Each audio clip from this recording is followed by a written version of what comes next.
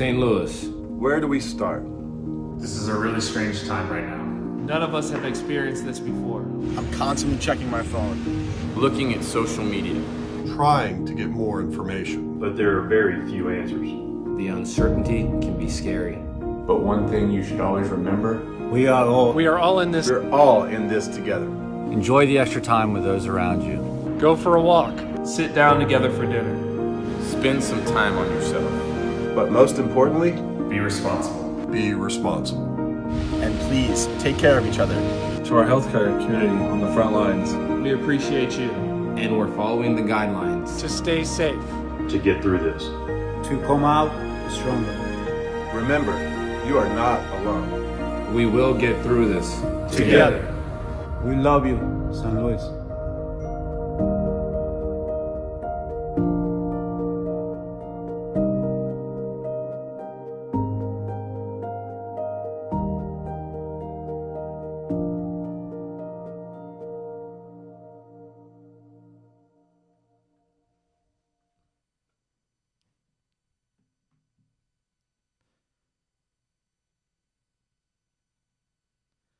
Hello, Gators family out there in Gator Nation. I want to welcome you into our third episode of GBA TV. I'm your host, Jim Cromer. To my left is one of our Illinois Gator 13U coaches. We're looking forward to chatting some baseball with him. Brian Curry, welcome to the show. Thank you. Excited about the show this week. I want to thank all of our return watchers. I got to get used to saying watchers and not listeners. I'm used to podcasting, so got to say that. But we do appreciate it. The response has been great. Your comments have been well received. The kids' comments mean a ton to us. I know when they send us stuff that they've been listening, it tells me that we're doing the right stuff here. But we've really enjoyed some of the back and forth that we've had, and we hope you guys are enjoying the format. I want to thank a few people here, of course. Please don't forget our owners that are working so hard behind the scene that have made this possible. I want to spend a special shout out to Joe Lopez and Steve Marion, a couple of guys that are a little more behind the scenes than our big toe Chris Craddock out there, who does so much for us every day behind the scenes. But all three of those guys are working tirelessly to make sure that we're ready to go whenever this thing opens back up. So I definitely want to thank them for the opportunity to be a part of this and remind everybody what we're trying to do here. It's like I said, it's Gator TV. It's our opportunity to share baseball knowledge with you from some people that we think a lot of, and then have opportunity to people that might know a little less, like myself and Brian, than some of these experts we get on here, but to really talk about the game and how it affects all of us to some degree, whether you can consider yourself a professional, a novice, whatever you want to do, but to some degree we're all dealing with stuff and learning every day. So provide a little bit of entertainment too right now, because people are craving anything to do with baseball, so we're hoping to keep it fun, light, and learn a little something along the way.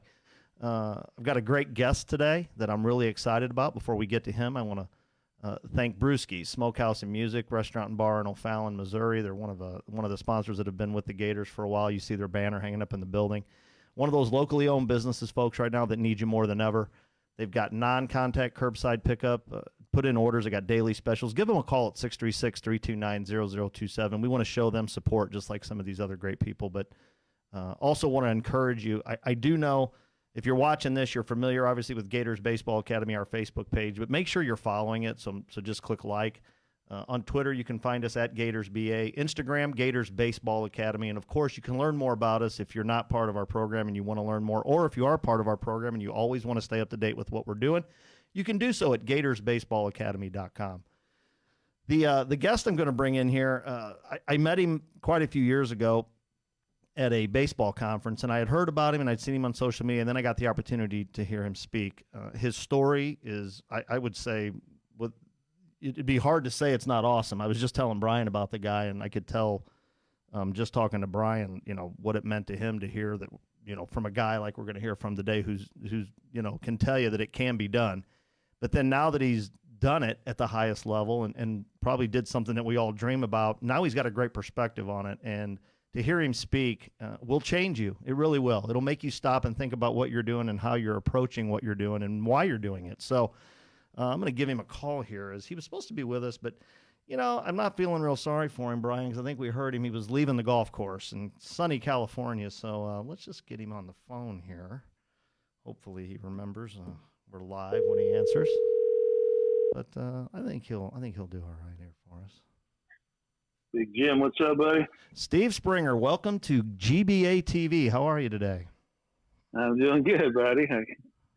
I was lucky enough to play a little golf and just got home, man. Looking forward to tonight. Well, I was just telling all of our listeners that I had to call you instead of have you on the air right when we went live, but I wasn't feeling too sorry for you because the golf courses, some of them around here are closed, but you're out in the sun and playing a little golf. But a guy like you has earned your time to golf, and I was telling our listeners just a little bit about how I met you. I became friends with you years ago, watching you speak at one of the conferences I was at, and I was, obviously impressed with your personal story. But I got to tell you the truth, I was even more impressed with your approach and the things that you're doing. And I listen, you've had the opportunity to work with some of the best baseball players in the world.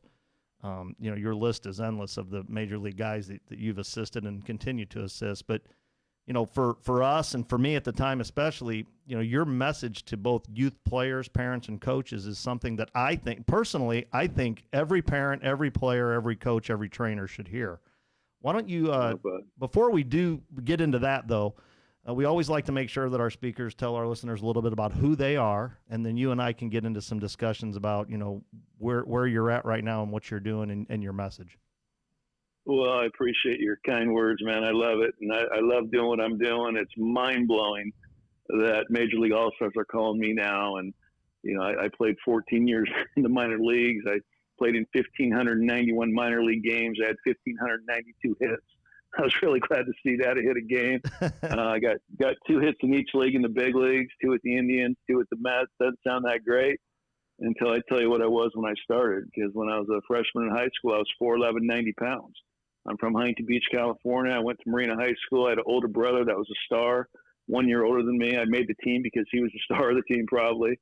My freshman year, I got 3 at-bats the whole year. I never played, smallest kid in school, coached first base, but I was on the team. My sophomore year, all my buddies went up to JV and varsity, and I stayed on soft frosh, but I got to play some. My junior year, all my buddies are on varsity, and I'm on JV. I got to play some more. I would rather play at a lower level than sit the bench at a higher level. I've always said that. And my senior year is my time to shine. I got nobody ahead of me. I'm 5'8", 140 pounds now. So I grew 9 inches in high school. I went from tiny to small. I was a small senior. But I'm going to show them I could play. And I had a sophomore take my job. And so I didn't start my senior in high school. I coached first base again. Where I'm from, I got 50 colleges within 50 miles. I mean, I did not get one phone call to come play for. My brother went to Golden West Junior College, and he was all state. I'm thinking the coach knows I'm coming there. He didn't have to call me because he didn't. And I went out for the team, and I got cut. And, which is baffling to me to this day on how bad this coach thought I sucked. My brother's all state, and I get cut. And so I got a job at Disneyland working on the canoes. And about 3 days later, my brother came home with a uniform because 3 guys quit.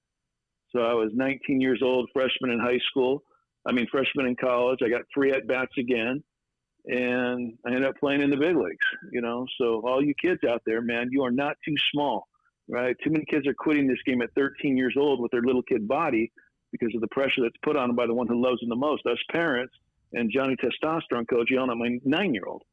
And so keep them playing, man. Keep it fun. 12-year-olds are about 100 pounds away from their man body, like I was. When I was, 12 to 13 or 12 to 15, I didn't grow an inch, and playing on big fields. And so fortunately, I grew 4 inches when I was 20. And I don't think I need to grow 4 inches. I needed to be stronger. And working on those canoes, I got stronger. And I went from a second-string second baseman to an all-conference shortstop in 1 year, and it was just amazing. Now I'm getting recruited by all these colleges, and full ride to Long Beach State, full ride to UCLA. I'm going to UCLA full ride, and it was the greatest 5 days of my life until I looked at my transcripts, and I couldn't get in. So kids out there, listen to your parents and get good grades, man. Let your ability dictate where you're going to go to school, not your grades. I don't know how I got into University of Utah.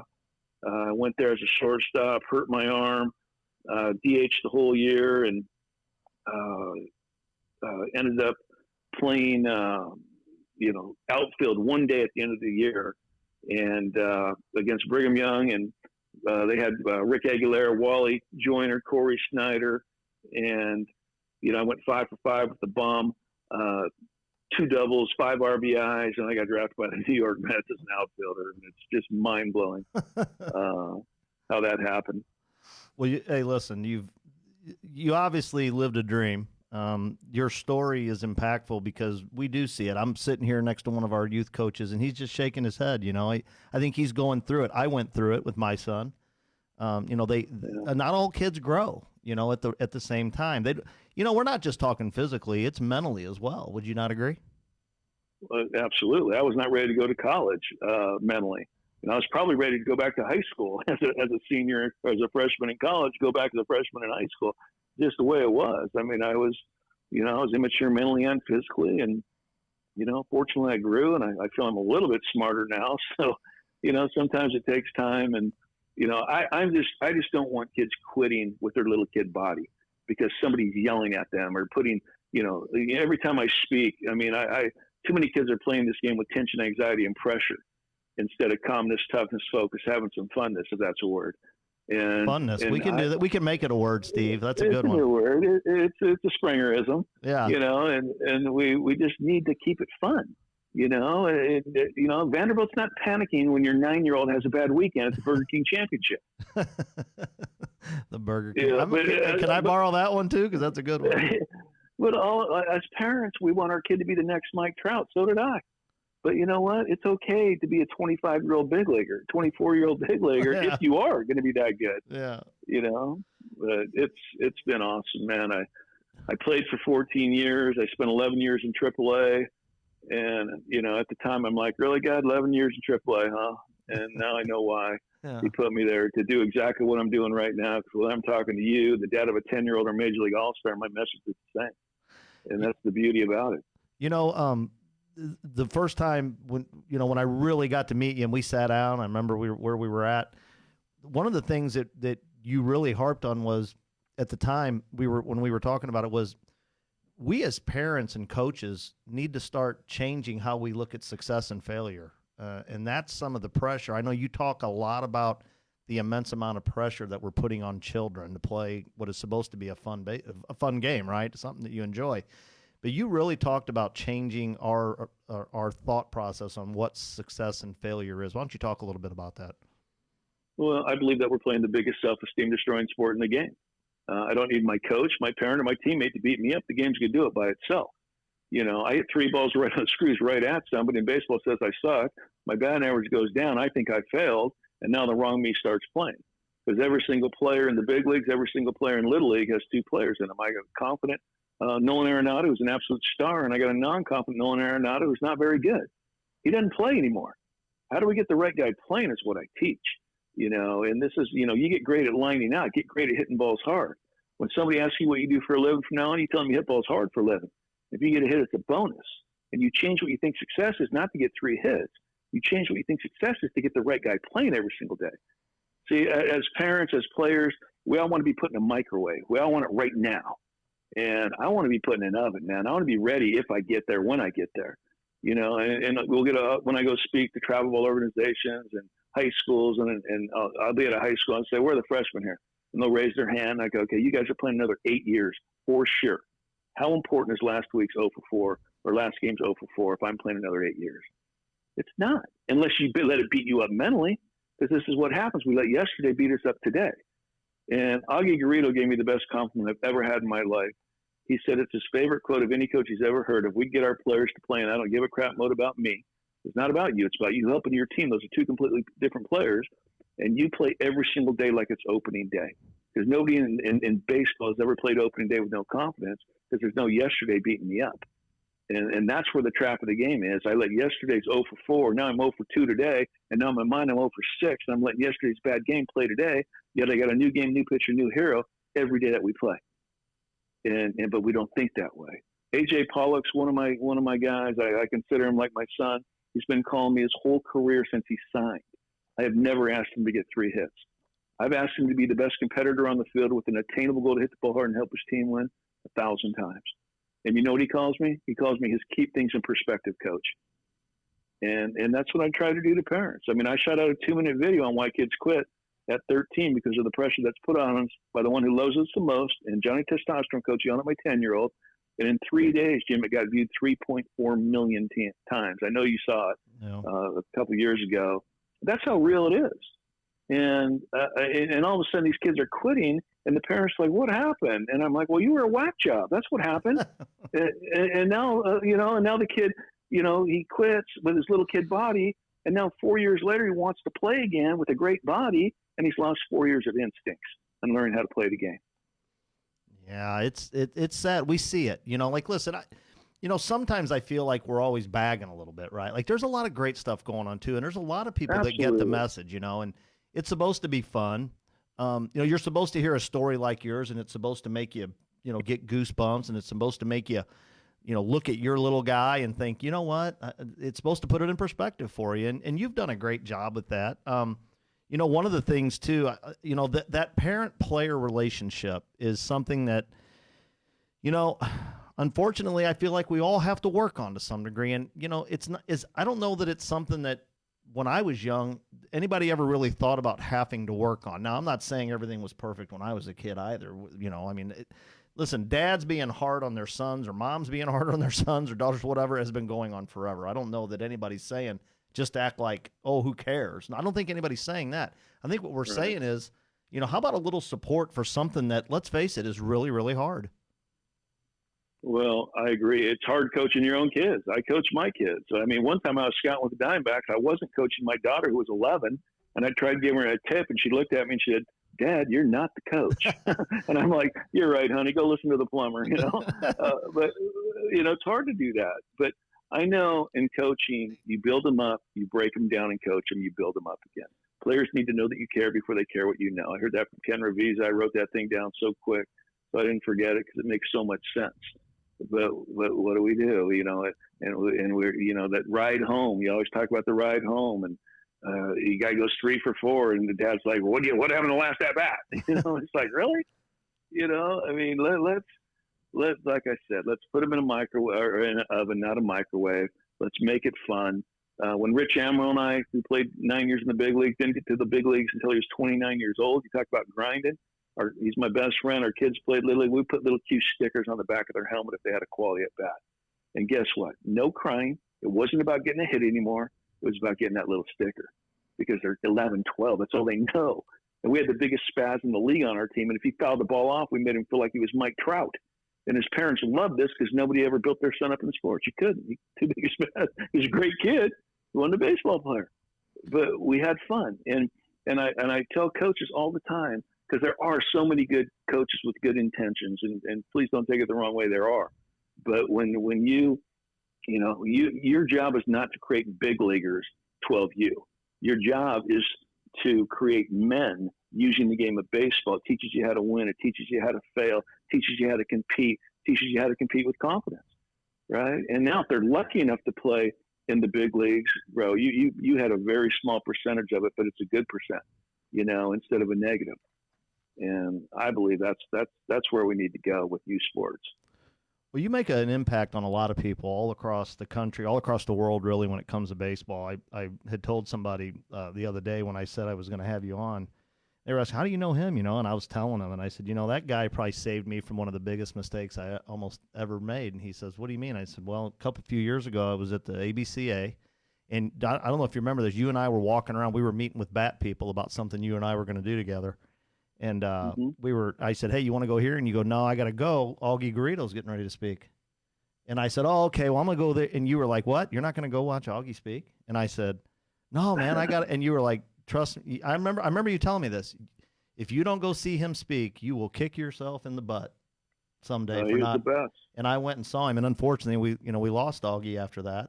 So was brutal. Yeah, I look back on it now, and I'm so glad you made me go hear him speak. Because, you talk about a guy that probably, maybe a little misunderstood to some people, but the reality of it is, talk about a guy that loved the kids, loved the game, and really gave it everything he had his whole life.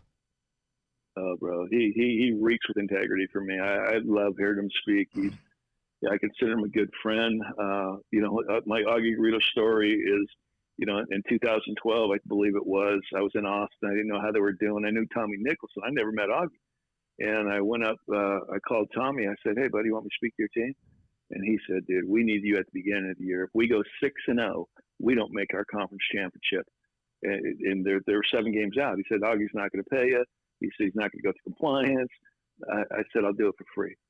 And Augie's like, what is that? Bring him in. So I go in there. I go to Waco. I drive to Waco. They're playing Baylor. I could not have spoke better. I could have told 16 players to go stand in the corner. They would have did it. I was about ready to leave, and Tommy's like, Augie wants to see you again. So I go in his room. He's like, okay, buddy, we're going to pay you for that. I want you here next year for 3 days. He said, you're the best public speaker I've ever heard on baseball. And I'm like, whoa.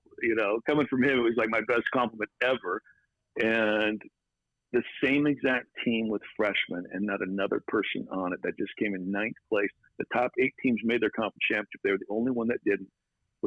Now they have the same team with freshmen only, and they were 1 game away from the national championship. And that's when he said that's my favorite quote, because he got everybody playing like it's opening day. And 25 guys do it, playing, and I don't give a crap mode about me and not caring who gets the credit. Buddy, you got it. It's one of my lines. If you like your abilities and your abilities aren't showing up, it's not your abilities problem. It's what you're thinking, what you think you feel. I mean, that sounds like a psychologist. I can't spell psychology. I know it starts with an S, and that's it. Well, half the crowds go, yeah, what's so funny? Well, I know like I said, we were just saying, you travel all over and speak to teams, you speak to clinics, you speak to colleges, you do, but you're not doing that right now. Obviously, we're all dealing with it, trying to find our quote unquote new normal right now, right? But that loss is going to be everybody else's gain. You've got something really cool going on this Wednesday. We've got it up on our screen right here. You're going to be doing a Zoom, basically a Zoom conference clinic, if you will. Anybody out there is going to have the ability to tune in, and you're going to put on your what you do this Wednesday night. Why don't you tell our listeners a little bit about it, and then we'll get to the information.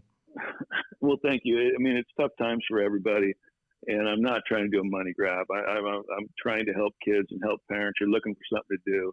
But the bottom line is I spent 14 years in the minor leagues too. It didn't set me up for life. And, I had like 6 speaking engagements canceled from March 20th to April 4th. And, who knows when I'm going to be able to travel again and get, 100 people, 200 people together again. And I usually charge $75 a kid with an 80 kid minimum, $6,000. That's great. When one person flips the bill, it's a lot of money. When everybody brings $75, it's a hitting lesson. It's pocket change. They get everything I made. And so Wednesday night, go to my Twitter, Quality at Bats, and there's a link, and it's for $40. And you could watch it in your living room with your parents. It's for you as much as your kid. You get everything I made. You get all my audios, my DVD, my book, everything I made for the price of a half a hitting lesson. And, it's starting to build up. And I hopefully I speak well, and that, I'm just going to try and help and give my speaking engagement like I'm at your facility or your high school. And, usually they turn out pretty good, man. And it's fun. I believe it's right. You can see the testimonials, and it's mind blowing how, when we really break down what true success is. And parents, you want your kid to be a big leaguer, hopefully, or you really should want them to play in high school and college. And if they're lucky enough to play in the big leagues, that's great.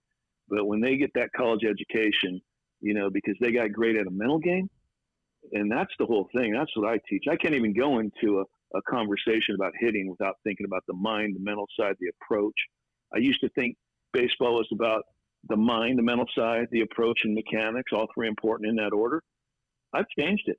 This is about the approach, the mind, and mechanics. Because I don't care how confident you are with your mental game, and I don't care how good your mechanics are.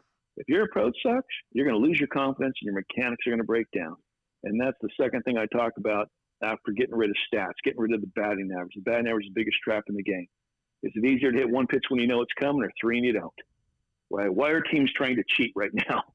Because it's easier to hit 1 pitch when you know it's coming, right? If I told you here comes a fastball 100% and you can't put a good swing on it, then go play soccer. Like, we got to be able to do that. But I'm saying sometimes it's okay to sit off speed when you get into high school and college, and you watch that pitcher, every pitch he makes. You do not have 5 at-bats a game in college or pro ball. You got 27 minimum. and you watch that pitcher. You tell me, I smoke a fastball my first at bat for a double or a bomb. I come up my second about runners on second, third. You think I'm going to 3 out of 4, 2 out of 3 are going to be a fastball or off speed? They're going to be off speed. So why am I sitting fastball? You're looking for something you're not going to get. And this is the whole thing, man. How come we can hit the breaking ball machine in the cage and it turns invisible during the game? Because we know it's coming in the cage. And this is my whole thing. Mark Trumbo's favorite quote, and what I talk about, Jim, it's a little blackjack analogy, little gambling. I said, too many hitters hit like they have 16 on them, 0-0. Like you're going to bust or strike out. I said, bro, we're splitting aces. I don't have to swing. So why am I trying to hit 97 and 84 at the same time? Clint Hurdle said it as good as you could say it. He was my teammate for a year and my manager for 2. He said, it's really, really hard to hit 79 and 94 at the same time. And why would I want to until I get 2 strikes on me? So that's what we're going to talk about on Wednesday night. You know, I'm Milli Vanilli, man. I'm a one-hit wonder, but it's a hit, and it's right, and it's, I'm going to try and teach. Before you got on here, Spring, I'm going to tell you, I told everybody that's watching, listening, whatever they're doing, I've had the opportunity to see you speak twice, and if you were to ask me what should, if anybody asks what's the one thing you would recommend, I'd say either watch or listen to what Steve Springer has to say, because it'll change the way you approach this thing, and it might just save your relationship with your son or daughter. It really might in the end. Well, that's awesome, and I have a parent CD. It comes with it. It's for the parents. Like, you get everything I made, and the best thing I ever did in my life, Jim, is I put what I know on audio. Like a long time ago, as a CD. Like, my wife was so mad that I spent $200 to go in a recording studio.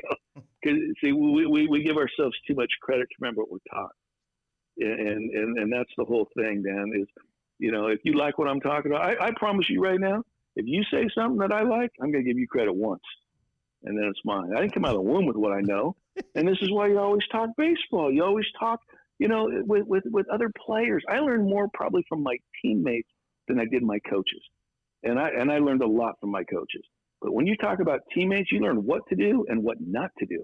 Sometimes is more valuable than what to do. Yeah. Well, listen, Spring, I appreciate you jumping on with us. We're going to be pumping out your information for Wednesday night. And again, I would suggest everybody follow you on Twitter at Quality at Bats. You do a great job, Spring. I appreciate you being on, and I'm hoping we can reach out to you and have you on again. I really think as an organization, I know we've talked about bringing you in and speaking to the whole club once we get past all this, maybe next year or so. We'll definitely be staying in touch. Buddy, I love it, man. Thank you so much. Everybody out there, go to my Twitter. It's the easiest way to do it. Type in Quality at Bats, and you'll see the link where you sign up. And right away, you're going to get the bundle with all my audio, so you can listen to it before I speak on Wednesday night. And it's going to be a great night. And by the way, Jimmy, your scholarship, bro, I'm going to get you in for free, buddy. Scholarship, I'll tell you, I need one. I can promise you that. But I'll tell you the something else too. Don't forget qualityatbats.com, guys. Pretty easy. If you want to go to the website, you can do there as well. Spring, I'll talk to you maybe tomorrow. I'll give you a shout, let you know how we did tonight. I'm sure the ratings will be high. You never disappoint, my friend. But I'll give you a shout tomorrow. You're the best, brother. Thank you, Jimmy. God bless. All right, take care, man. That is Steve Springer. Brian, I know you're sitting over here, and to my left again, Brian Curry, 13U Illinois Gators, shaking your head, man, and just at stuff he's saying. How much stuff? I mean, a lot resonating in there with you. Oh, absolutely. And I'm sitting here thinking, although my philosophies aren't as strong or reputable as him, I'm on the same page with him. Isn't it nice? A lot of things, man. You warned me or gave me the heads up that he's a great speaker, and I think that's an awful impactful 15, 20 minutes. Best $40 you'll ever spend Wednesday night. Absolutely. I want to talk to you a little bit.